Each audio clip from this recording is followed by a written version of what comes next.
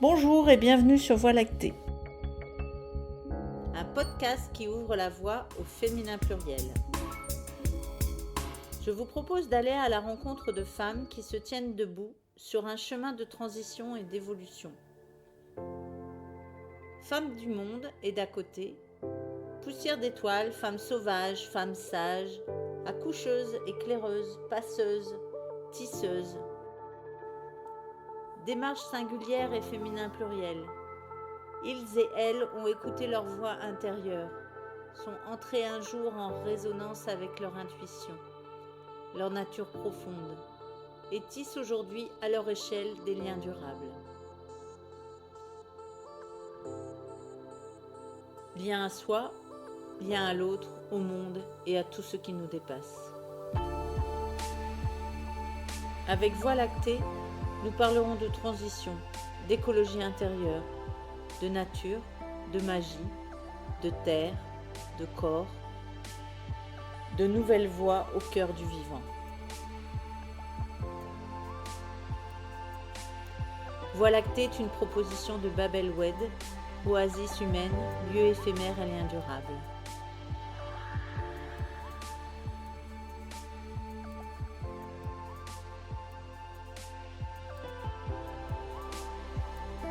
Aujourd'hui, nous rencontrons Véronique chez No Shoes, un cocon urbain qu'elle a co-créé dans la métropole lilloise.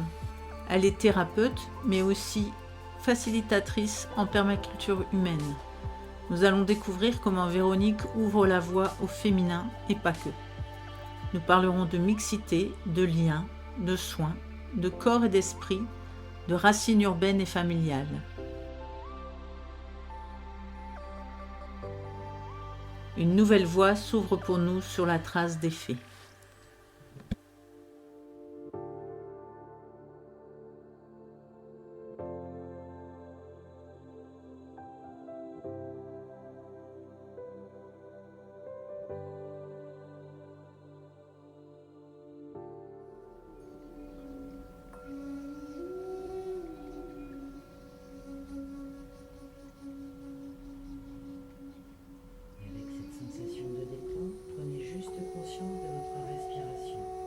Sans modifier quoi que ce soit, juste en observant la partie de votre corps qui respire.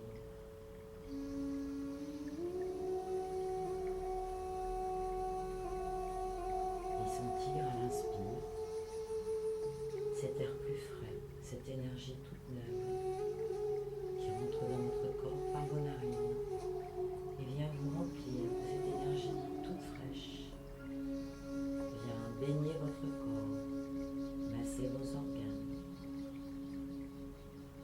Sentez l'énergie de cet inspire avec cet air frais qui rentre dans votre corps par vos narines. Alors ici, je t'accueille chez No Shoes, qui est mon cabinet. Et en fait, ce cabinet, c'est une histoire dans l'évolution, parce que moi j'étais dans la communication avant. Je me suis formée à partir de 2011 sur tout ce qui était analyse transactionnelle, la relaxation. Et puis j'ai fini en 2018 par une formation en hypnose avec une volonté de trouver un espace que je n'avais pas envie de créer toute seule. Le hasard la chance m'a permis de rencontrer une personne que je connaissais qui était praticienne de shiatsu, Julie, et on a ouvert ce lieu toutes les deux. Avant la genèse de ce lieu, en fait, je cherchais un cabinet après ma formation d'hypno. J'avais pas de voiture déjà et je n'en ai toujours pas, enfin je suis pas propriétaire d'une voiture. J'avais donc envie d'être dans un lieu qui m'emmène ou à pied ou par les transports en commun. Je ne trouvais pas dans la métropole lilloise. Et puis un matin, je me suis dit, bon allez, il faut quand même que j'habite Mons, je voudrais trouver un lieu sur Mons. Et j'ai trouvé ce local à louer. Et puis en prenant du recul, en fait, je me suis rendu compte que cet endroit était pile en face de la maison médicale qu'a créée mon père. Donc mon père était médecin à Mons et je me suis dit, incroyable. Ça prenait tout son sens en fait de me trouver dans cet espace. Cet espace qui a une partie avec une grande pièce dont j'aime beaucoup la lumière. J'ai l'impression qu'on est dans un wagon en fait, avec une lumière très ronde parce que c'est placé au nord. Et puis un petit bureau aussi, donc cet endroit est multifonction et c'est très intéressant. Et puis cet endroit a grandi, Julie est partie, une autre personne est venue, Biljana, qui est kinésiologue. Aujourd'hui, donc, il y a toujours Biljana, il y a un prof de yoga, Omar, il y a une autre personne, Raphaël, qui vient commencer à se greffer à l'équipe. Et moi, en fait, l'idée de base et l'ADN de nos shoes, c'est nos shoes, quand on arrive chez nos shoes, on retire ses chaussures, nos stress et nos jugements. Donc, on arrive, on dépose en même temps que ses chaussures, son stress et son potentiel jugement. Donc ici, on est accueilli avec ce qu'on est, comme on est, et dans l'état avec lequel on arrive, tout va bien. Donc ça, pour moi, c'est vraiment important. C'est important pour les personnes qui rentrent ici, et c'est aussi important pour les praticiens qui travaillent ici. C'est que moi, l'idée, c'est de développer cet espace avec des personnes qui sont ADN, et qui aussi font partie d'une équipe. On se relie par nos pratiques, parce qu'on travaille tous sur le corps. Même moi en hypnose, je travaille beaucoup avec le corps.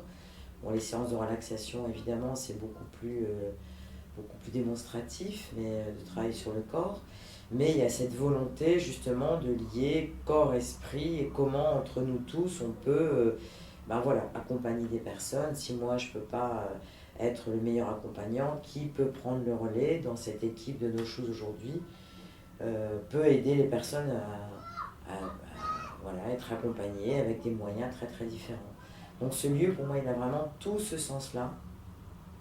C'est un lieu que j'aime beaucoup, parce que j'y ai mis vraiment, moi, avec mon expérience de com, de déco, j'y ai mis vraiment des choses, mais qui ont toujours fait partie de des choses avec lesquelles j'ai vécu, quoi. Et ça, je tenais à pas faire un lieu aseptique, style Ikea. J'ai rien contre Ikea, mais moi, ça ne me correspond pas. Donc je voulais vraiment des choses, des fauteuils sur lesquels je me suis assis, des tables sur lesquelles j'ai mangé, j'ai écrit. Donc ce lieu est forcément imprégné de mon ADN aussi. Mais voilà, c'est ce que je voulais, mettre dans ce lieu, mais que ce ne soit pas lourd pour les personnes qui prennent ce lieu. C'est-à-dire qu'il est imprégné de moi, mais chacun y a fait aussi y a trouvé son espace. Aussi pour moi, parce que moi c'est un lieu que je ne vais pas non plus, j'ai pas envie d'y rester très longtemps. Et je suis là aussi pour passer ce lieu. Donc c'est aussi le fait de ne pas le faire toute seule, de me dire à un moment ou à un autre, l'équipe qui sera en place aura fait sa trace ici, aura mis son ADN aussi. Et moi c'est un lieu que je peux passer et que je passerai, mais vraiment avec beaucoup beaucoup de plaisir, quoi. Ça ne me perturbe pas de me dire si je quitte le lieu, ce sera plus mon lieu. Non, c'est plus mon lieu depuis le début. C'est un lieu pour moi de transmission.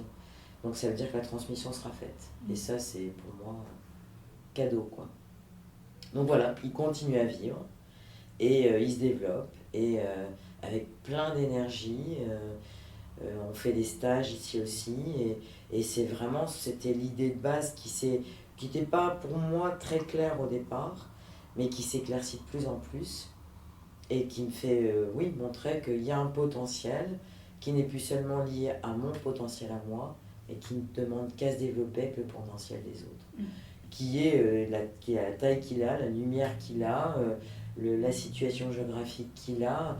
Mais déjà, moi, je me dis, si ce lieu peut atteindre son potentiel au maximum, là, on aura une résonance qui sera de plus en plus importante.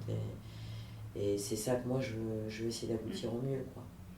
Parce que c'est un lieu très urbain finalement, oui. Avec un vrai choix. On est quand même dans des tours ici qui sont plutôt destinées à de l'habitat populaire, voire quand même de mixité. Oui. Et c'est comme un peu un oasis en fait, pas dans le désert, mais dans la ville. Oui. Et ici, c'est l'humain au cœur. C'est vraiment, tu as parlé un peu de justement la phrase, là, nos stress, nos jugements, et c'est quoi qui vous relie au-delà de ces mots?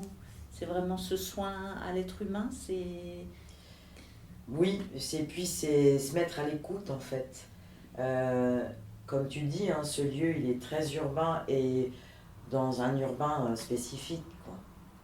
Mais c'est pouvoir aussi, et ça je me rends compte qu'aujourd'hui, ça commence à s'ouvrir, mais ça ne s'ouvrait pas forcément avec moi, parce que moi j'avais l'étiquette, et je l'ai toujours, de thérapeute, de relaxologue, comme si c'était quelque chose qui était inaccessible à des gens ici. Et dans l'idée de no shoes, no jugement, no stress, il y a cette idée de cocon qui est accessible à tous. Et que dans les séances de relaxation, moi volontairement, je ne mets pas les séances à un prix très élevé pour que ça soit accessible. Elles sont collectives. Elles sont collectives. Et que voilà, là c'est vraiment chacun vient et est accueilli ici. Il n'y a pas du tout de. Moi je ne mets pas du tout de prérequis de quoi que ce soit. Au contraire, je me dis la seule limite c'est la taille de ce local. Mais c'est vrai que voilà, moi je voudrais que ce lieu s'ouvre de plus en plus et que les gens n'aient pas peur de sonner à la porte et de se dire j'ai pu le faire avec une association qui est sur le palier, avec Azimut, hein, pour ces jeunes filles qui étaient un peu aussi comme ça, qui se sentaient un peu invisibles. Bon, c'est vrai quand elles sont entrées dans ce lieu, que je trouve joli, hein, même moi, c'est pas parce que c'est moi qui l'ai fait, mais je me dis oui, je me sens bien, il y a une bonne vibration. Je ferai quelques photos. mais elle se disait, voilà, et c'était comme si elles rentraient presque dans un musée ou dans quelque chose dans lequel elles n'ont pas l'habitude d'entrer, quoi. Alors que ben non, ça c'est quoi tu peux préciser, moi je connais le projet, mais c'est quoi l'association? Azimut, elles font de la réinsertion aussi, elles accompagnent aussi des jeunes filles. Donc il y avait des jeunes filles maghrébines qui étaient scolarisées ou pas, et avec ce côté où elles se sentaient invisibles, quoi, par leur culture maghrébine. Et puis par cette invisibilité, elles ne savent pas, elles ont quitté les études parce que ça ne les intéressait pas, ou elles ne savaient pas trop quoi faire, et Azimut les fait rentrer en contact avec des lieux comme No Shoes, des personnes qui font de la comment on appelle ça, esthétique. Elles sont allées voir chez les coiffeurs, elles sont allées voir la médiathèque, elles ont écrit des articles, elles ont écrit des poèmes. Et en fait, tout ce suivi entre les différents intervenants qu'on était, les ont renforcés dans leur estime de soi. Et moi, j'ai fait avec elles le soir où elles ont présenté. Magnifique, quoi. Et tu leur as proposé quoi? Magnifique. Qu'elles viennent se détendre. D'accord. Qu'elles viennent se poser, pouvoir retirer leur voile, qu'elles étaient entre sœurs, en sororité, qu'ici elles pouvaient dire tout ce qu'elles voulaient. Donc il y a eu des séances où on n'a fait que parler, des séances où elles sont clairement se poser, en se disant on a juste besoin d'être dans notre cocon, là, prendre des couvertures, écouter la musique, dormir si elles avaient besoin de dormir. Mais ce lieu était, voilà, faites de ce lieu ce que vous voulez. Moi je suis là, je vous accompagne, mais ici, ce qui se dira ici restera ici, et ce que vous pouvez prendre de ce lieu pour votre énergie à vous, prenez-le, quoi. Donc ça a été comme ça des rencontres très complices où, oui, elles venaient. Au début, elles ne connaissaient pas trop comment on fait une séance de relaxation. Et après, elles étaient les premières à prendre tous les coussins, se mettre comme ça sous les couettes et se dire c'est notre moment pour nous. Et on peut se l'autoriser. Et c'est ça qui était vraiment important. C'est qu'elles puissent s'autoriser ça avec ce qu'elles étaient. Petites rebelles quand elles sont arrivées au début. Et en fait, des petits oiseaux qui dorment, quoi, dans un cocon, des petits poussins qui sont, quand elles sont mises entre des coussins et un peu de couverture, pouf, elles se posent et elles se déposent. Et c'était vraiment ça que Azimut voulait, et je pense que ça leur a fait du bien. Et j'espère pouvoir recommencer ça avec elles, quoi. Donc c'est déjà des pistes de lieux de mixité, et je parlais d'oasis comme ça tout à l'heure, c'est le mot qui est sorti, mais finalement voilà, quoi, t'es une ou un oasis dans la cité finalement. Tout à fait. Tout à fait. Et qui ne demande qu'à se développer. Après, moi, c'est un peu compliqué, de communiquer comme ça directement, c'est un peu compliqué parce que je dirais même que c'est pas possible, quoi, je peux pas. Mais par contre, par Azimut, on a fait aussi d'autres choses, plutôt avec les plus petits, en extérieur. Mais voilà, on va essayer de tisser une trame comme ça pour que ce lieu redevienne accessible à ces jeunes filles ou à un autre public, parce que ça intergénérationnel, voilà, et qu'elles puissent en parler, parce qu'il y en a certaines qui m'ont dit mais est-ce que je peux venir avec ma mère? Oui, évidemment. Moi j'ouvre, c'est dans l'ouverture totale, quoi. Et si ce lieu peut devenir aussi un cercle de parole, moi je reste toujours dans l'ouverture, au contraire. Au plus ce lieu sera vivant, encore une fois, c'est pour moi l'ADN de ce lieu, quoi. ne soit pas restreint simplement à une pratique qui une soit pratique, thérapeutique et voilà. estampillée, Voilà. peut-être qui crée une certaine distance, Oui. alors que vous avez des pratiques qui peuvent justement faire du commun, parce que Complètement. tu as quand même le seul maître yogi tunisien de la Oui, métropole, je pense. Absolument. Donc Absolument. c'est aussi C'est génial. toute la spécificité C'est et la génial. diversité de nos choses, c'est-à-dire que tu puisses ouvrir déjà un homme, parce que finalement vous étiez que des femmes aussi, Oui. c'était une oasis tenue par des femmes, Oui. et donc voilà un Tunisien qui apprend le yoga.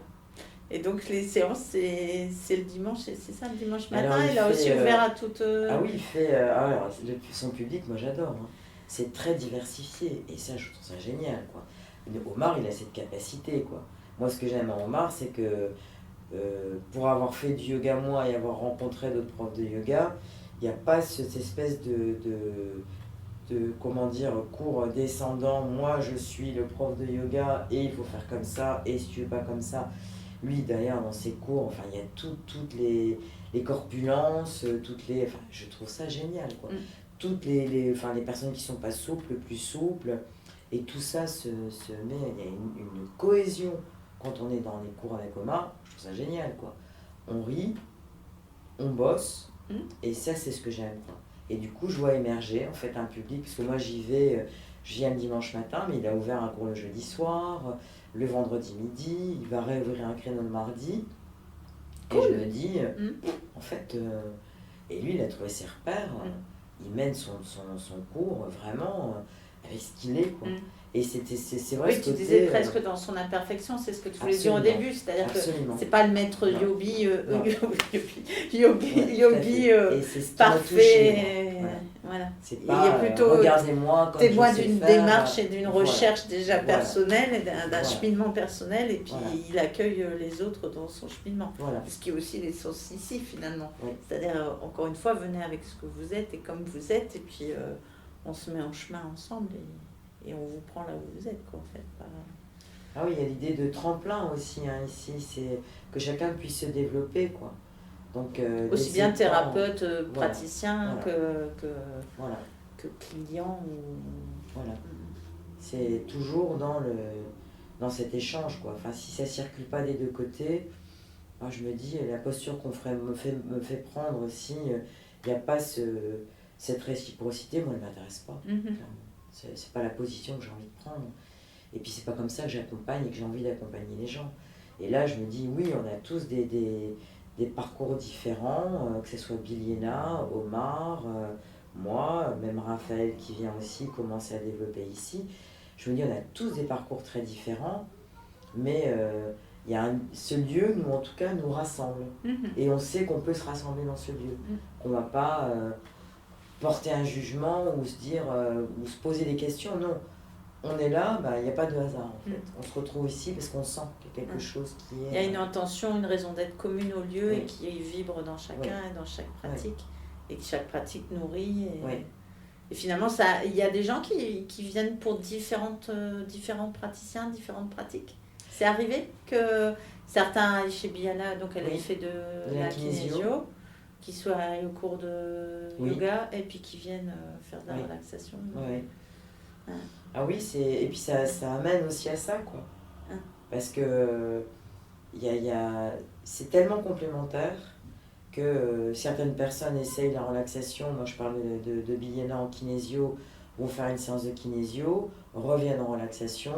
Je parle du yoga, refont du yoga et reviennent ou pas en relaxation. En tout cas, ça leur donne moyen d'utiliser différents outils et de voir, en fait. Et de pouvoir, parce qu'en fait, en kinésio... c'est pas des rendez-vous forcément tout le temps. Donc ça permet aussi d'avoir un suivi que Biliena, elle a des personnes qui viennent les voir peut-être tous les 3 mois. Mais du coup, ça permet aussi à ces personnes de se mettre dans un accompagnement avec des personnes et avec des outils qui aussi leur permettent d'évoluer, quoi. Et ça, c'est intéressant. Parce que toi, dans l'hypnothérapie, c'est ça, on dit hypnothérapie, et Biliana dans la kinésio, c'est plutôt donc de l'accompagnement individuel et sur un temps donné. Donc peut-être, donc ça peut être un démarrage, une clé d'entrée, et après d'avoir des pratiques et des choses qui remettent à l'équilibre ou qui permettent d'entretenir ou de faire progresser à d'autres niveaux. Tout à fait. Tout à fait. Et c'est ce lien entre le corps et l'esprit. Hein. Je me dis, Si le corps va mal, alors moi je peux sortir des mots de corps MAUX avec des mots d'esprit MOTS, mais je me dis si après on ne revient pas au corps pour la personne. Faut que ça s'incarne en fait. Faut que ça s'incarne. Sinon ça reste à un faut niveau. Que les deux soient liés. Sinon la personne reste hors sol et pas connectée avec le corps. Alors évidemment qu'il y aura déjà un mieux-être, mais si le savoir-être il sera fragmenté. Et non, pour moi c'est corps-esprit, ça ne fait qu'un... C'est dans le même corps et ça doit se lier, quoi. Ça doit circuler autant dans la tête que dans le corps. Sinon il y a un moment où ça bloque quelque part, soit dans l'esprit, soit dans le corps. Donc c'est cette idée de faire circuler aussi l'énergie, quoi.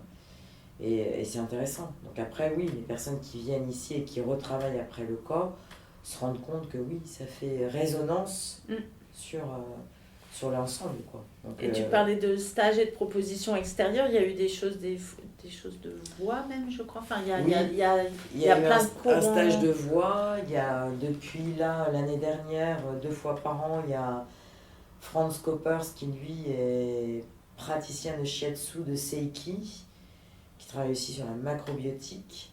Bon, c'est vraiment un maître, c'est un monsieur de 72 ans. Donc il vient faire des week-ends à partir du vendredi soir à samedi, dimanche. Et là, c'est une pratique collective, pas de prérequis.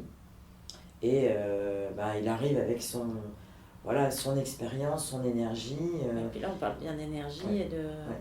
Okay. Et ça, c'est très intéressant. Il y a eu aussi Alexandra Gemny, qui elle est aussi praticienne de shiatsu, mais plutôt basée sur la grossesse, donc qui accompagne les femmes enceintes, qui a une autre énergie aussi. Là, on est dans le féminin, vraiment... Elle est très puissante, mais dans la douceur. Vraiment, c'est une femme très ancrée, très douce. Et ça, j'aime sentir ces énergies-là. Et j'aime sentir aussi que quand ils sont ici, ils sont bien. Je me dis, waouh. C'est pas jamais par hasard. Donc tu dis qu'il y a une énergie ici, un projet. J'entends aussi quand tu dis ancré de cet esprit, de la même manière que vos énergies contribuent au lieu, les personnes qui viennent et puis qui choisissent ce lieu pour installer un week-end, un atelier, un stage, ça veut dire qu'ils y sentent aussi quelque chose, quoi. Et ça garde le côté vivant d'un lieu qui est ouvert sur l'extérieur et qui a cette volonté de rester poreux, quoi, en fait, à ce qui se passe autour. Ouais, c'est chouette. Oui, c'est important. Et toi, pour revenir un petit peu de manière plus personnelle, on parlait du projet commun, du lieu, finalement, c'est quoi la prise de conscience, c'est quoi le chemin de la petite fille d'un médecin de Mons, de la com, et que tu arrives là à prendre soin du corps et de l'esprit des autres, et du tien, je suppose. Donc, c'est quoi le déclic ou c'est quoi c'est vraiment, ça m'est venu vraiment tardivement, cette conscience-là. Moi, j'ai toujours été donc, avec mon père qui avait... qui recevait même tard le soir, à l'époque où les médecins faisaient encore des visites tard. Donc moi, j'ai toujours vécu des patients qui venaient sonner à la porte de papa, quelquefois en pleine nuit, un papa qui partait quelquefois en visite en pleine nuit. Donc ce rapport aux soins, avec un médecin qui était très apprécié, parce que c'était vraiment un médecin humaniste dans toute sa splendeur, quoi. Et puis comme tu dis, qui a créé une maison médicale, encore dans un quartier le même, donc populaire, voire de cité urbaine, avec immeubles. Donc pas la démarche d'un médecin altruiste, vraiment... Donc c'est ça dans quoi tu as baigné au démarrage. J'ai baigné dedans avec un papa aussi qui, avant que tout soit construit, il y avait des champs. Donc papa allait chez ses clients qui étaient des paysans et qui se faisaient payer avec des poules et des œufs, quoi. C'était pas le problème, quoi. J'imagine pas le lieu, mais d'un qu'il a connu vraiment alors que c'était encore... Les tours, c'était que des champs. Que des champs. Même la route générale de Gaulle. Donc là, il a commencé presque en médecin de campagne pour finir créateur et pas à la tête, mais au sein, dans le collectif d'une maison médicale au milieu d'une cité urbaine. Quoi. Quelle transition aussi. Incroyable. Et avec une maison et un lieu aussi particulier, très ouvert nature. C'est vrai que la maison familiale, elle a un énorme jardin. C'est un lieu de nature... dans lequel moi j'ai gambadé, fait du vélo, de la bicyclette, c'était un lieu magique, quoi. Là pour le coup, dans une rue, la rue principale de Mons, en pleine ville, Donc avoir cette sensation d'être en même temps connecté à la ville, pas loin même de l'île, parce qu'après en étant adolescent, de ne pas me sentir en pleine campagne complètement isolée. Donc d'avoir eu ces deux cultures en fait. Et c'est ça que dont je me rends compte aujourd'hui. Hein. Et moi j'ai eu beaucoup d'attirance pour l'urbain pur et dur, parce que j'ai vécu en ville pendant très très longtemps. Mais de revenir ici, en fait, c'était aussi de revenir à mes racines, sans en avoir conscience, hein, tout de suite. Hein. Mais de me dire, tiens, c'est marrant, en fait, j'ai pris un appartement dans l'hypercentre de Lille, je reviens, je cherche une maison, je dis, bah, moi, je vais regarder sur Mons, paf, je tombe sur une maison qui est pile poil ce que je recherchais. Et de me dire, c'est fou, en fait, quand je retrace l'histoire, je me dis, mais ouais, j'avais envie de retrouver des racines ici. Il y a un quoi. cycle de vie qui s'est Ouais. fait. T'es parti très loin, t'es même parti à l'étranger à un Oui. moment, il me semble. Hein. Oui. T'as eu un vécu d'agent de photographe, ou enfin, Oui. quelque chose de très tourné vers l'extérieur, l'image, le côté extérieur des personnes aussi. Ouais. Et finalement, ce cycle de vie t'a ramené à tes racines, comme Oui. tu dis, à quelque chose de plus profond. En fait. Et puis, en aimant bien hein, ce côté, parce que c'est pour en revenir à papa, Ouais. on voyageait tous les étés dans un camping-car. Donc, il conduisait la nuit, on ne savait jamais où est-ce qu'on allait se réveiller le matin. C'était le cadeau, quoi. On se disait où est-ce qu'on est, c'est la plage, ah non, c'est la ville, ah, on est en plein marché, ah bah tiens, on est dans tel pays.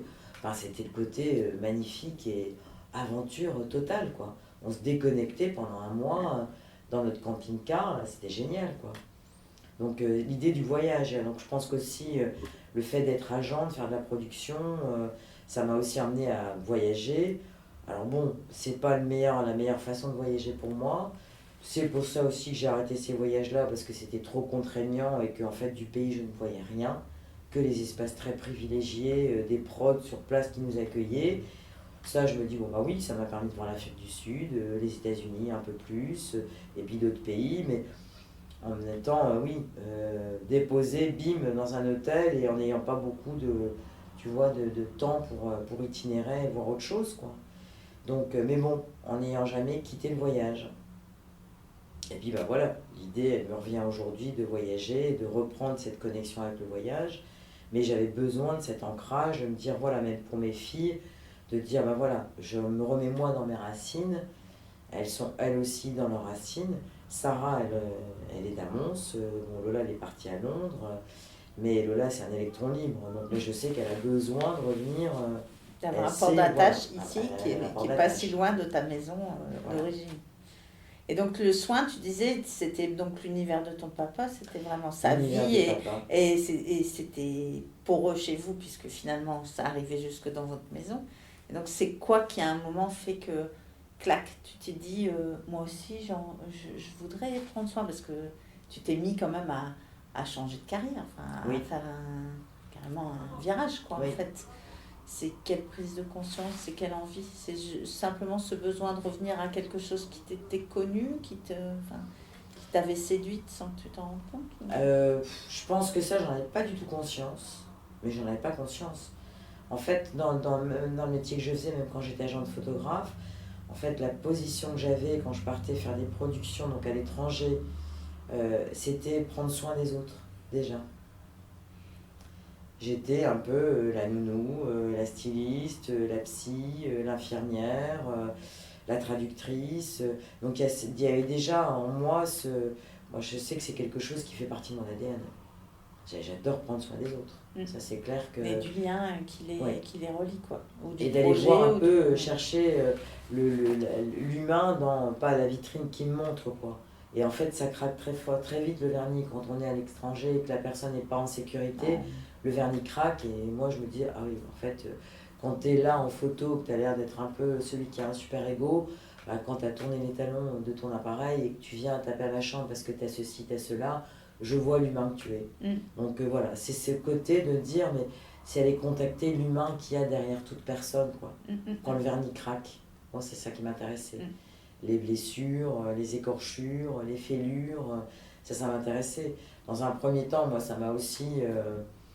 permis de me rendre utile, peut-être de jouer aussi un peu la sauveuse, hein, parce que ça m'intéressait bien, j'avais besoin de ça, avant de me dire aussi, toi, c'est quand même une place qui est difficile à prendre, et puis c'est surtout que la frustration, c'est déjà que je ne pouvais pas aider les gens forcément comme eux auraient voulu, ou comme moi en tout cas j'aurais voulu les aider. Et puis c'est que les équipes, elles changent. Donc c'était cette frustration aussi, soit de retrouver des gens, mais d'avoir l'impression de recommencer à zéro, et de me dire, bah, de toute façon, on va rester un degré de lien qui va rester celui-là, soit de repartir sur d'autres personnes, et de me dire, bon, c'est un peu frustrant.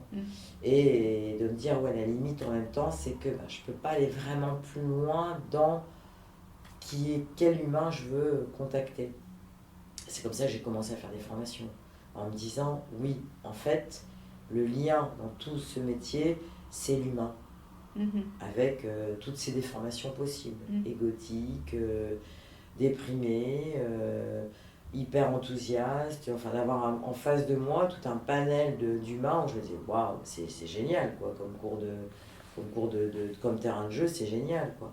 Mais comment je peux, moi, l'accompagner sans m'impacter, moi, et pouvoir être aidante, sans que moi, ça me fasse rentrer dans un rôle de sauveuse.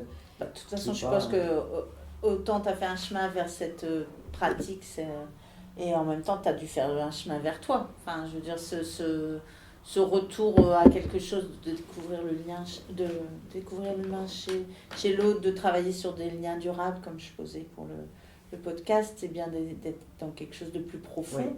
Et donc ça, à mon avis, demande d'aller voir aussi ce qui se passe à l'intérieur, quoi. Quel humain j'étais moi. Et c'est vrai que je pense que ça m'a énormément aidé déjà par rapport aux formations que j'ai fait. J'étais, il y a une obligation, ce qui est tout à fait normal d'être déjà faire un travail sur soi. Et oui, ça a beaucoup aidé le travail que j'ai fait sur moi, d'aller vraiment toucher rapidement mes points de fragilité et de vulnérabilité. Et oui, ça m'a porté. Parce que le premier terrain de jeu, c'est soi, en fait. Oui. Et quand on commence à toucher à l'équilibre, même s'il est tout le temps remis en question, je pense qu'on sait où contacter l'équilibre et on peut commencer à s'intéresser aux autres et à sauver le monde. Non, mais voilà, c'est aussi toute cette démarche-là. Donc, de prendre soin, c'est prendre soin déjà de soi. Oui. C'est vraiment pour moi la base, quoi. C'est déjà de ne plus rentrer en résonance ou en écho avec une problématique avec laquelle la personne vient, parce que tant qu'il y a une résonance et un écho, c'est pas possible. C'est trop difficile, déjà pour la personne qui accompagne, et c'est forcément, par voie de conséquence, difficile pour celle qui sera accompagnée. Donc ça m'a permis aussi de voir tous les échos que je pouvais éteindre, en fait, et de pouvoir prendre cette distance, en me disant, je sais de quoi la personne parle, parce que je l'ai vécu dans ma chair, mais par contre, ça ne résonne plus en moi.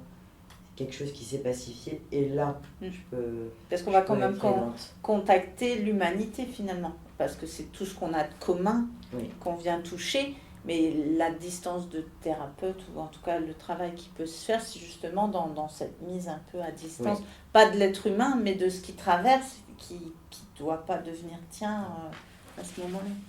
Cette neutralité, et c'est ce qui qualifie l'empathie aussi, c'est cette capacité du coup à pouvoir se comprendre et se mettre à la place de l'autre, mais sans le vivre dans sa chair, quoi, sans en être impacté soi-même. Parce que il faut être, moi je me dis, je dois être un pôle neutre, et distancié, mais pas distancié, accueillir les émotions, me dire ok, je vois exactement ce que la personne traverse. Mais pouvoir être justement... la soutenir sans me dire moi je m'effondre de l'intérieur, mais je peux pas m'effondrer là, parce que si je m'effondre, je peux potentiellement faire s'effondrer la personne. Mais c'est cet équilibre, c'est vraiment et cette écoute en fait, de se dire et il y a des personnes que je n'accompagne pas forcément parce que j'ai un écho, mais parce que juste je me sens pas moi la meilleure personne, et que je me dis oui, en tout cas le vécu que me montre la personne, moi j'ai pas l'impression de l'avoir vécu moi, j'ai l'impression d'être tellement distanciée que je me dis je pense pas être la bonne interlocutrice.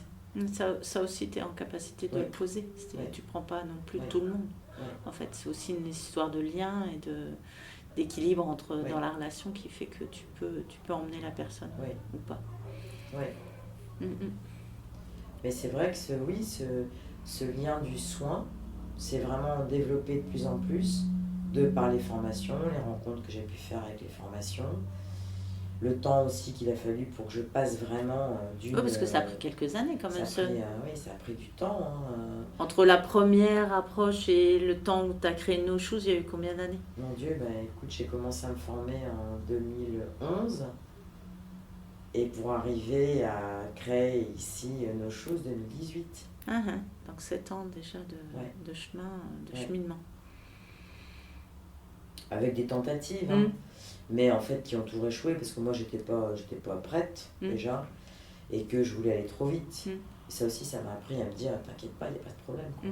Et aujourd'hui, je me dis avec la maturité et la femme que j'ai, mature que je suis aujourd'hui, je me dis mais quel bonheur pour moi déjà de me dire ok, mais du coup je me sens tellement ancrée que oui, je sens cette force que j'ai en moi. Et j'aurais pas pu le faire avant, j'aurais pas pu le faire en 2011. J'étais pas prête à ça, j'étais pas aussi mature. Que là aujourd'hui je me dis oui, cette maturité aussi, je pense que probablement viennent chercher les gens que j'accompagne. Ces rencontres avec ces personnes-là, je pense que c'est ce qui aussi les sécurise. Et c'est ce que j'ai envie moi de partager, de donner. Partager. Quoi. Oui, puis il y a aussi la maturité de la forme que ça a pris. Parce que No Shoes est aussi, je pense, un peu central dans le fait que tu sois ce type de thérapeute et d'accompagnatrice aujourd'hui.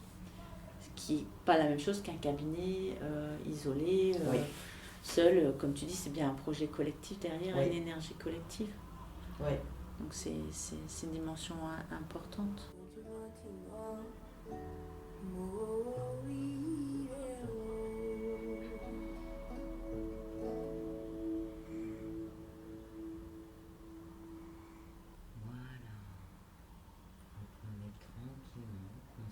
De votre présence dans la pièce, de la présence des autres personnes autour de vous.